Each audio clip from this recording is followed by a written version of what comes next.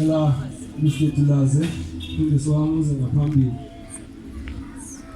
sizokuthandaza abazalwane nge-prayer items ezithile ukuze uThixo wethu asincede, ancede namakhaya ethu, ancede nedolophu esikuyo.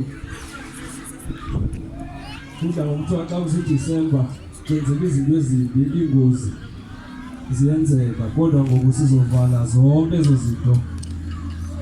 Ngicela nime kule ndawo sizothandaza.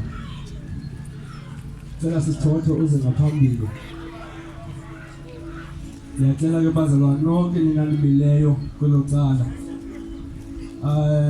ningabi ngababukeli, wonke umuntu okhoyo athandaze kakuthandazo, sibe sonke sibe bani emthandazweni. Kakusitwayi uzothandazela idolophu yethu yaseLisikisiki.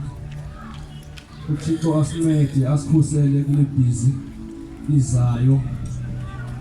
Sisithotha ngizocela uthandazele zonke iifemeli zaba bantu balapha. uThixo azincede. Usisi 8 azoyithandazela zezi businesses lapha etown, thandazele zona.